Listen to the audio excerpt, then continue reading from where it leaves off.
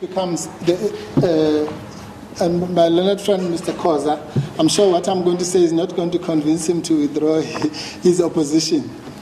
But in reality, we're helping them because they have a choice. It's either the court gives them the law up front, like the court 2 weeks ago did, or those people go to that conference and then that conference will be challenged and its lawfulness might be tainted by the attendance of unlawful or bogus delegates whose genesis is from an illegal conference.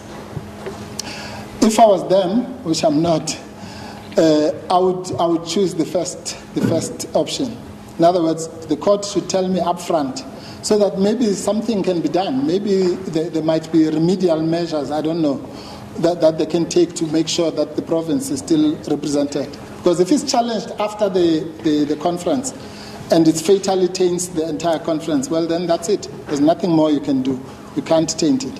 And the example of that is exactly the order that was given by the full bench here. Because that order was not a fatal guillotine. It didn't say you may never, ever have your provincial conference. It said, no, you can have it.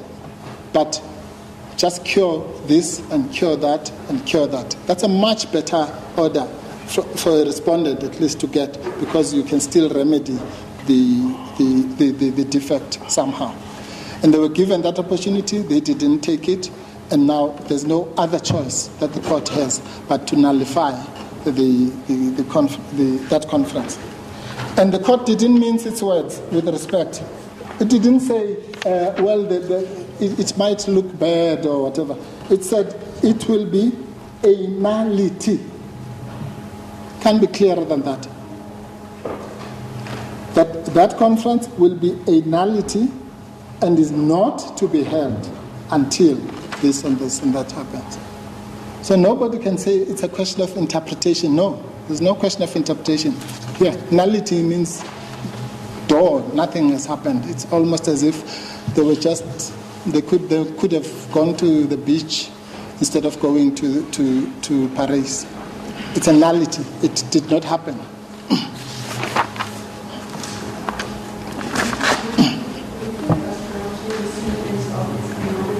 Yes, ma'am. I'm sorry, I didn't hear properly, my lady.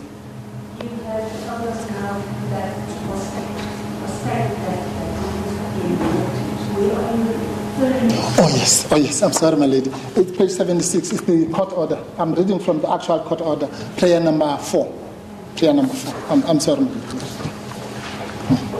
So it is that order of the court. So it was not ambiguous, it was not obscure, or it was actually too explicit, if you like. Yeah, it didn't say it will be unlawful, it will be a nullity, it will be as if it didn't exist.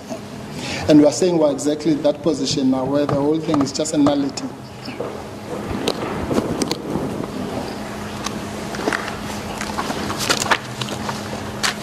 Now,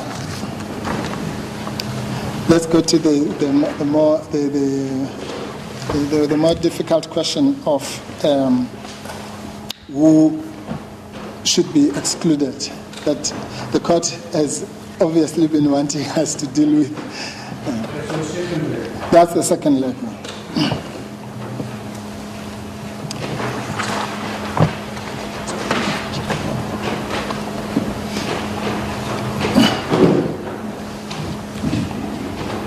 Now, it is only in respect of this leg that I'm going to invite the court to interpret, so to speak, the court order.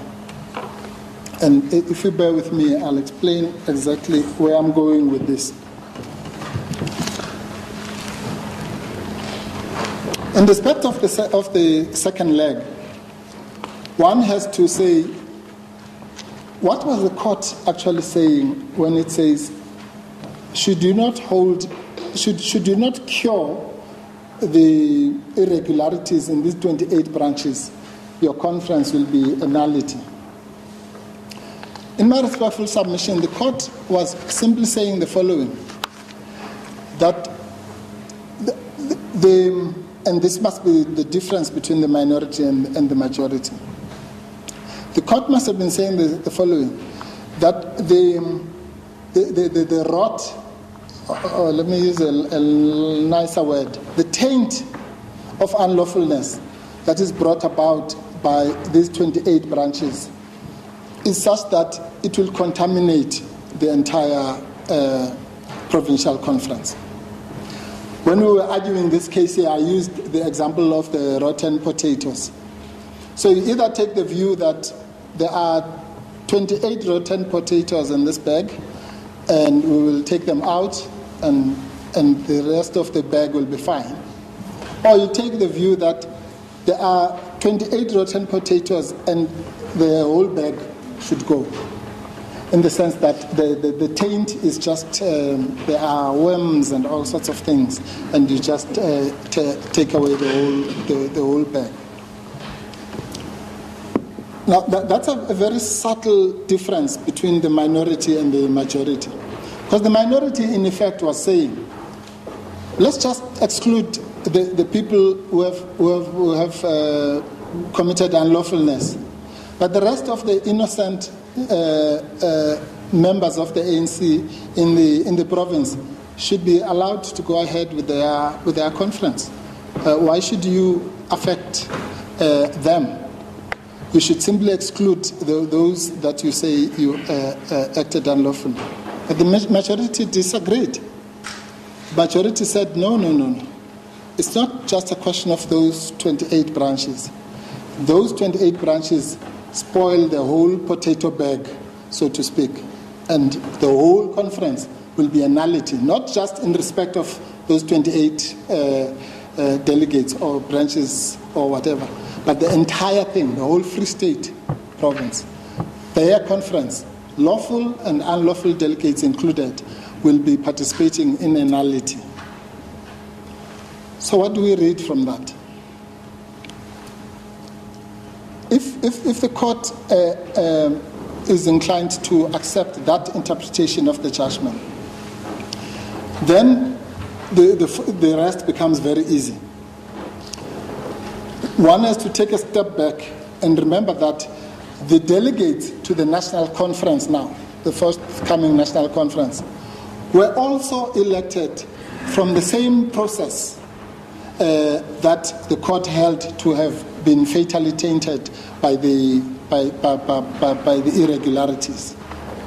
So it would be absurd, and we all know that one of the golden rules of interpretation is that you cannot have an absurd outcome. It would be the most absurd outcome to say that these 28 branches were bad enough to taint the entire conference, but they are not bad enough to taint in total the delegation to NASRAC or to the national conference. It would just be an illogicality. What does that mean? What that means is that until the other side has appealed and attacked that court order, that court order might be wrong, it might be too wide, I don't care.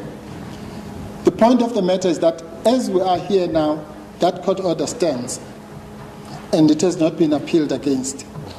And therefore, it is binding upon this court for that matter. Because the rules of stare decisis, judicial precedent, and I'm sorry.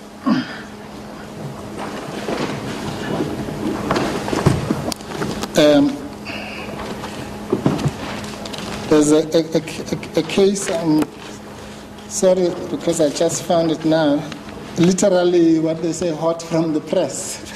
I just found it in the December law reports.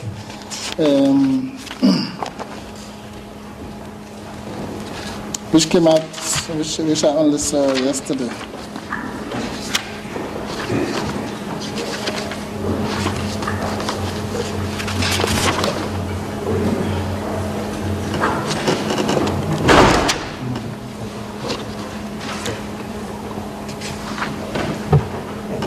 Yes. The reference is it's Stratfast, STRUTFAST,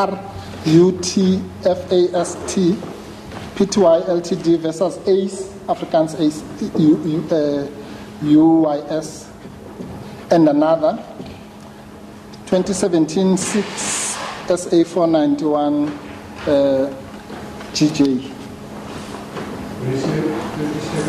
2017-6 SA491. It's a judgment of the South Gauteng.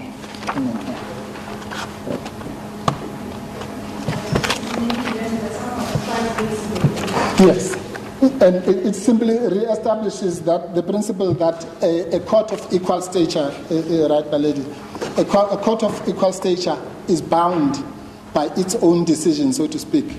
Its earlier decision. So this full bench is bound by the decision of the earlier full bench, unless, of course, it can show that it was clearly wrong, which is. Except that the order made by the other court in this division says nothing about the national conference. No. Yes. No, that is true. But that's why we're here. If it did, we wouldn't be here. And that's why I started by saying, on this leg, I'm inviting the court to interpret. There's no other way except to interpret the court order. Where I said, when we talk about the provincial conference, there's no need to interpret the thing. Anality is anality is anality. Here, we're in a different zone altogether. Here we have to engage in the interpretative exercise, unfortunately.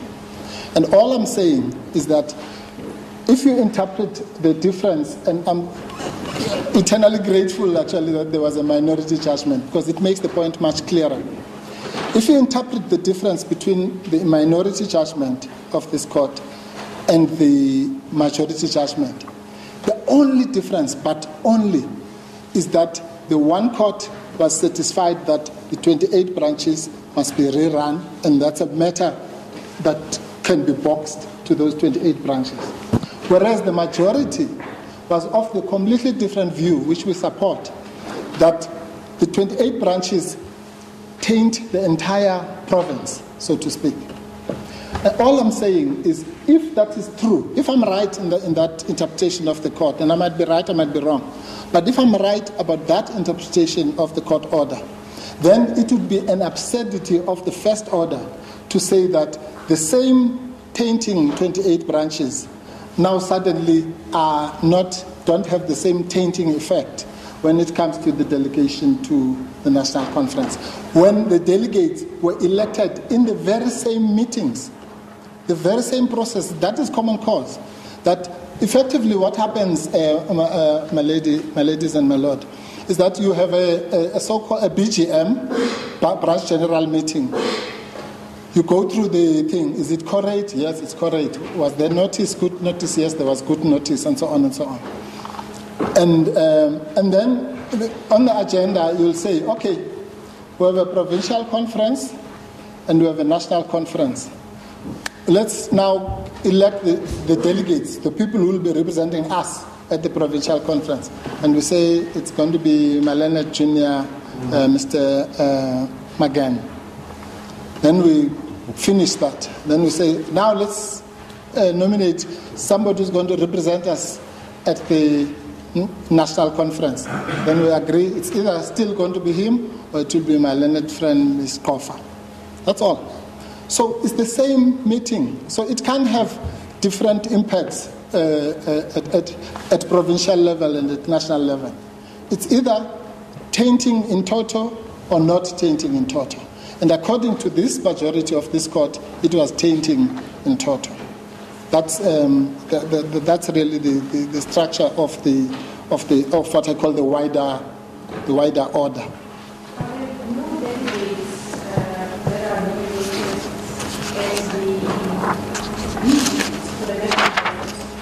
They only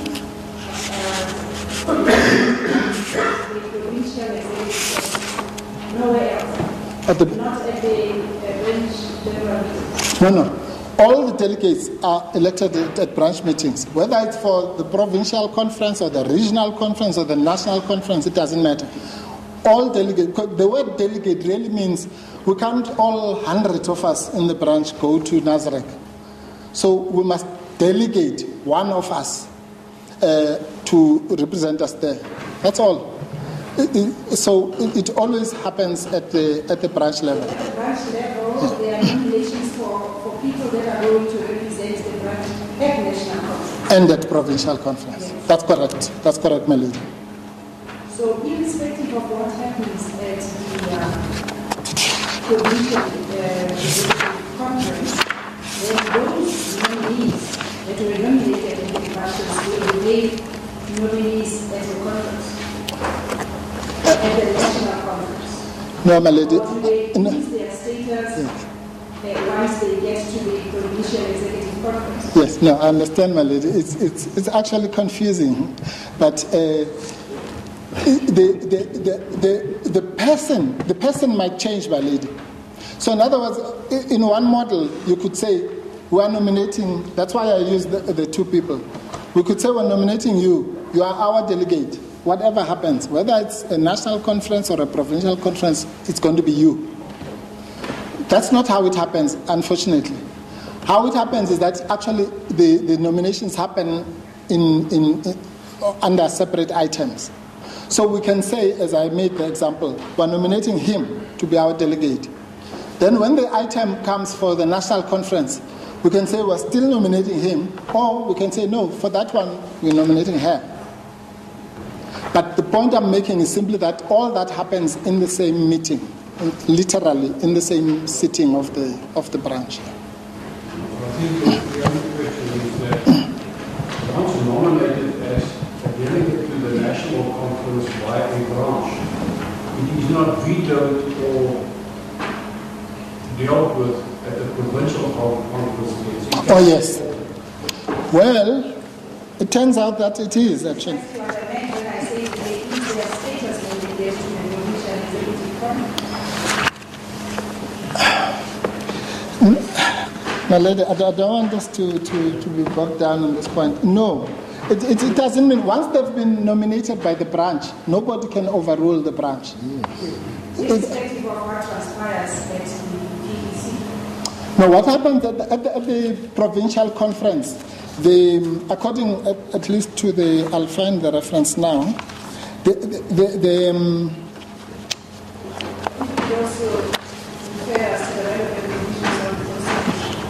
Yes.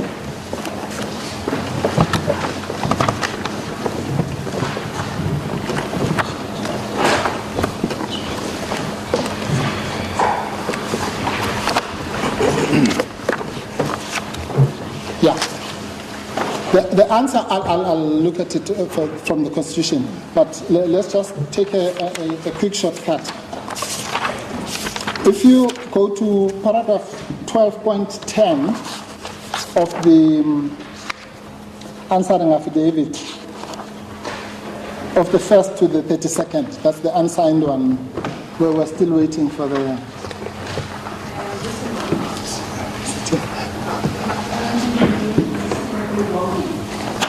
Yes, that's the point.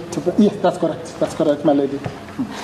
It's the typed page is page 9. Right. This is very curious. This is what they say. This is now their own version. The national conference is scheduled to take place on Saturday, 12.10. They said the national conference is scheduled to take place on Saturday, 16th December 2017.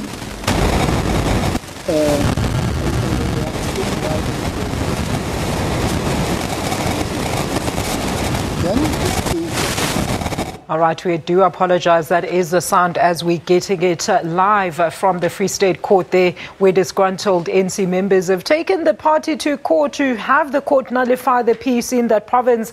And as we see there, Advocate Dalimpofu representing the dissidents who say that there is no misinterpretation of the party policy there, which states precisely how the conference should have been convened. They are arguing that the whole conference was unconstitutional because illegal delegates, as we've heard, participated during the PECs, and they argue that these very same delegates are going to be the ones that will be representing the branches in Nesric come this weekend. Now, the advocate says that the court order must be fully implemented and not some parts of it. Let's take you back and hear what the advocate is currently saying.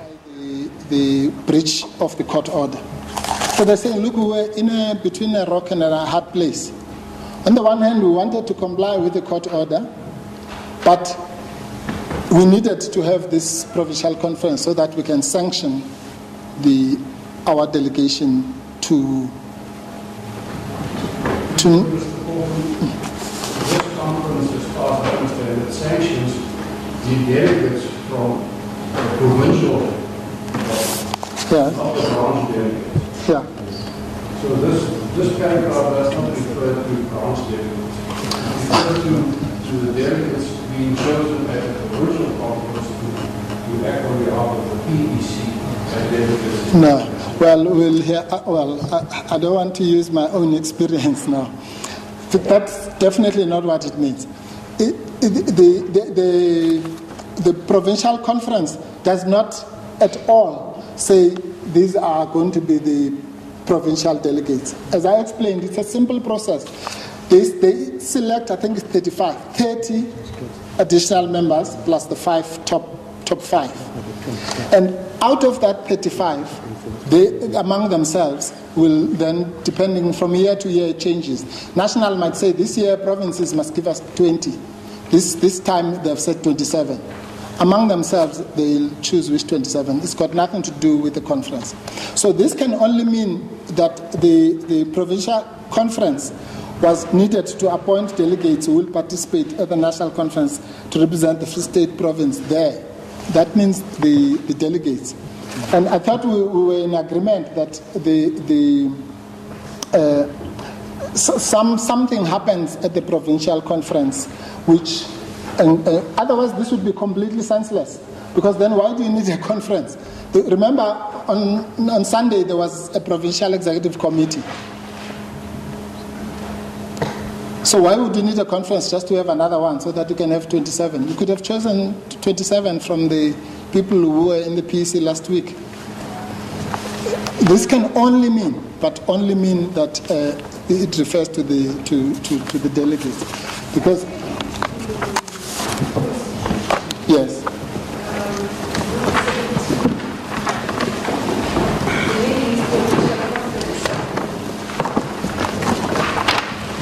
Rule 17. Yes, page 92. Yeah.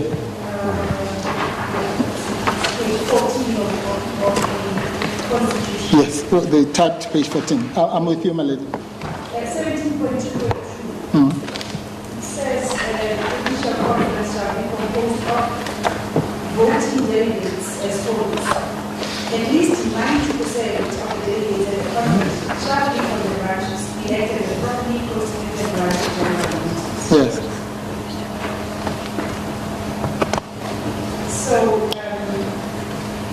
is what is referred to in paragraph 12.10 not in relation to the remainder number 10%? No, my lady.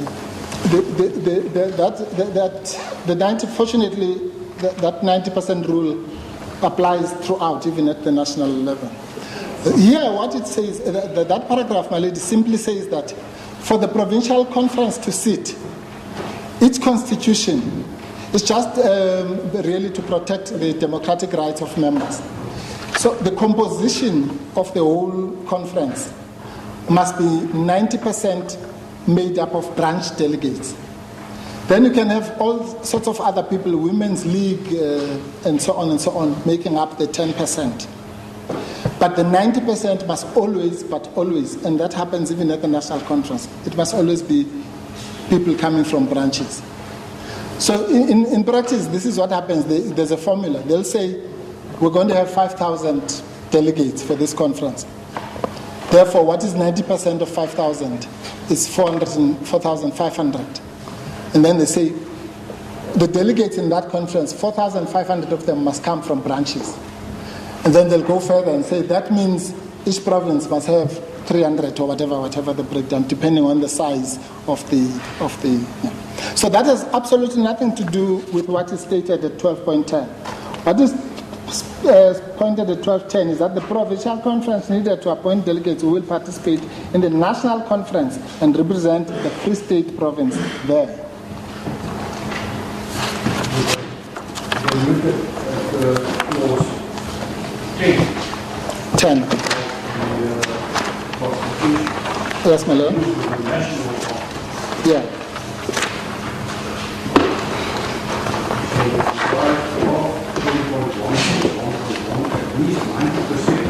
Yeah. The delegates at conference shall be branches elected at properly constituted branch general meetings. Not elected as the PEC or provincial conference. Elected at the start. And you can show us where, if any, the Constitution requires the provincial conference to rubber stamp or disapprove of branch elections of the Yes. Yes.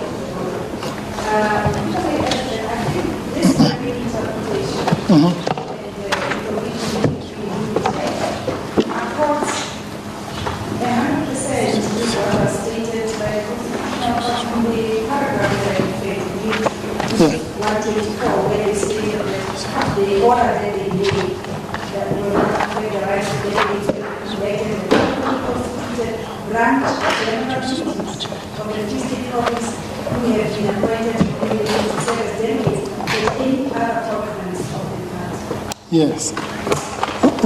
Which means that in that particular case, the order was restricted to in relation to the attendance of conferences at least.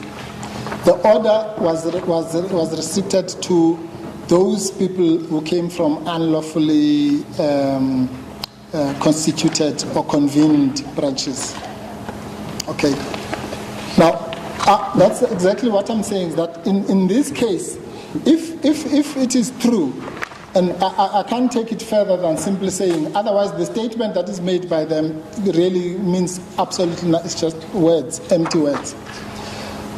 Because A, we know it can't mean that they were going to, what Justice Jordan was saying, that it meant the provincial delegates, because the provincial delegates, you didn't need a conference for that, that's very clear.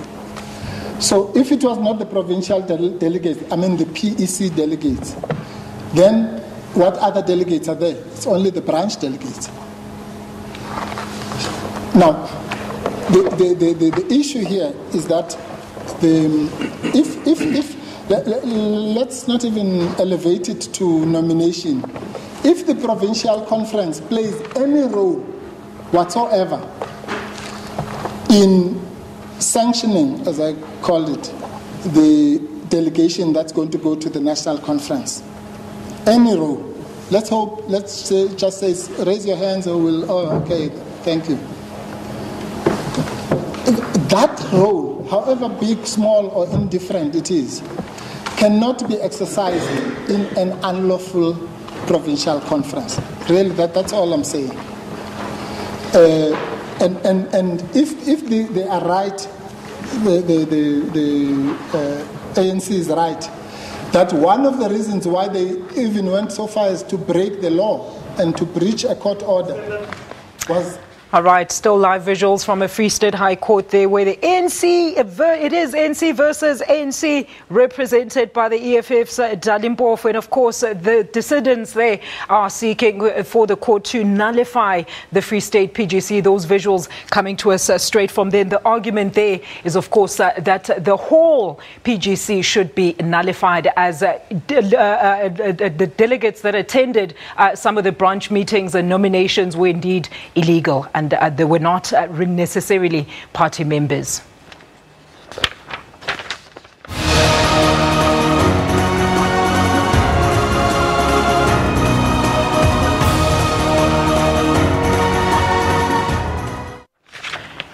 In other news now, President Jacob Zuma will appeal a High Court ruling that Deputy President Cyril Ramaphosa should be the one to appoint the National Director of Public Prosecutions.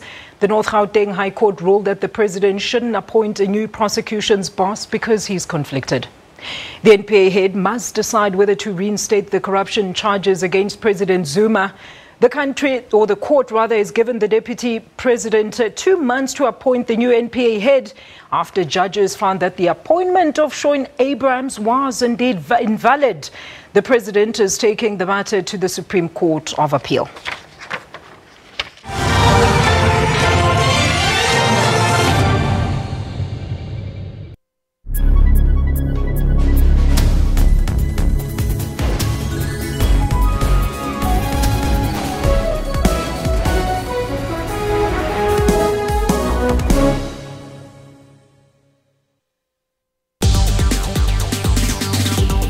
A lot of us rely on tech to survive, and Africa is already a mobile-first continent.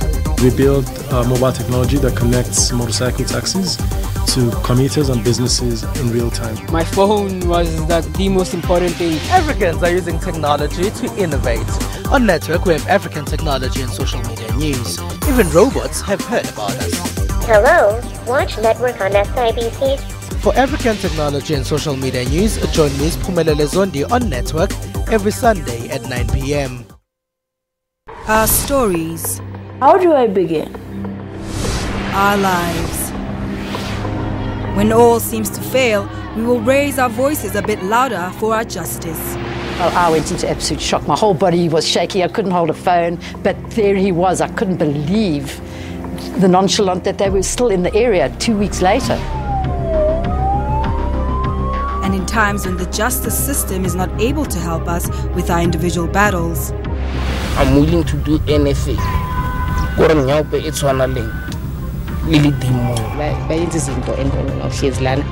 are you doing? Nothing. Feeling sorry for yourself? No, it's not an option. These are our stories on Cutting Edge Channel 404.